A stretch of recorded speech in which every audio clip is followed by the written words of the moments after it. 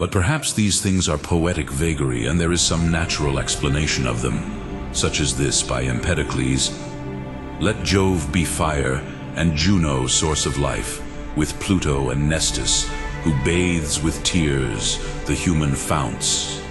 If then Zeus is fire, and Hera the earth, and Aidoneus the air, and Nestus water, and these are elements, fire, water, air, none of them is a god, neither Zeus nor Hera nor Aidoneus. For from matter separated into parts by God is their constitution and origin. Fire, water, earth, and the air's gentle height, and harmony with these. Here are things which without harmony cannot abide, which would be brought to ruin by strife. How then can anyone say that they are gods? Friendship, according to Empedocles, has an aptitude to govern. Things that are compounded are governed, and that which is apt to govern has the dominion. So that if we make the power of the governed and the governing one and the same, we shall be, unawares to ourselves, putting perishable and fluctuating and changeable matter on an equality with the uncreated and eternal and ever self-accordant God. Zeus is, according to the Stoics, the fervid part of nature.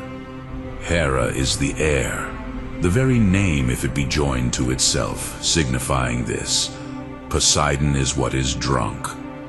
But these things are by different persons explained of natural objects in different ways. Some call Zeus twofold masculine, feminine air, others the season which brings about mild weather, on which account it was that he alone escaped from Kronos. But to the Stoics it may be said, if you acknowledge one God, the supreme and uncreated and eternal one, and as many compound bodies as there are changes of matter, and say that the Spirit of God which pervades matter obtains according to its variations a diversity of names, the forms of matter will become the body of God.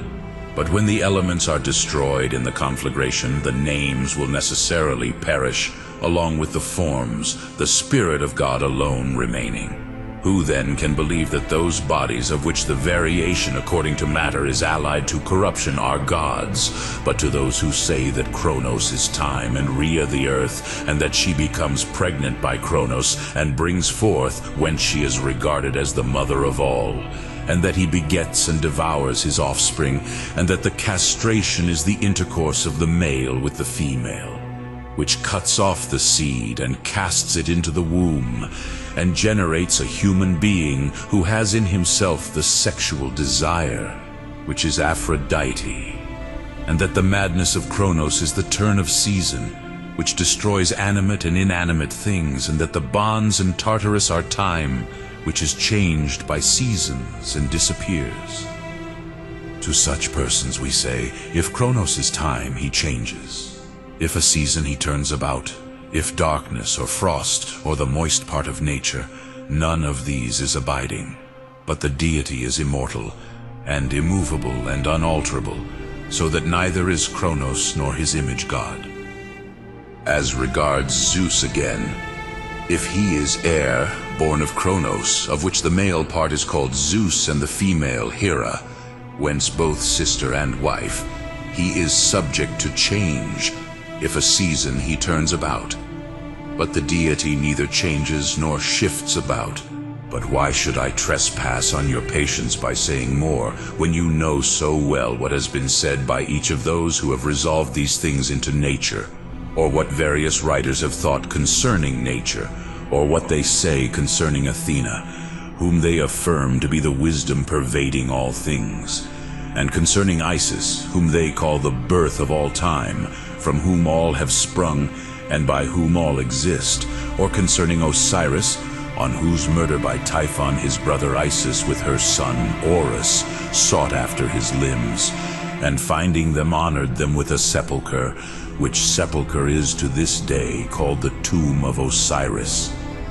For whilst they wander up and down about the forms of matter, they miss to find the God, who can only be beheld by the reason, while they deify the elements and their several parts, applying different names to them at different times, calling the sowing of the corn, for instance, Osiris. Hence they say that in the mysteries, On the finding of the members of his body, or the fruits, Isis is thus addressed: "We have found, we wish thee joy. The fruit of the vine Dionysus, the vine itself Semele, the heat of the sun the thunderbolt." And yet in fact, they who refer the fables to actual gods do anything rather than add to their divine character. For they do not perceive that by the very defense they make for the gods, they confirm the things which are alleged concerning them. What have Europa and the bull and the swan and Leda to do with the earth and air, that the abominable intercourse of Zeus with them should be taken for the intercourse of the earth and air? But missing to discover the greatness of God, and not being able to rise on high with their reason, for they have no affinity for the heavenly place. They pine away among the forms of matter, and rooted to the earth, deify the changes of the elements, just as if anyone should put the ship he sailed in the place of the steersman.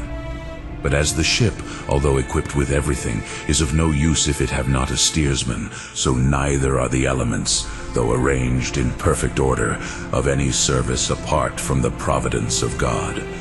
For the ship will not sail of itself, and the elements without their framer will not move.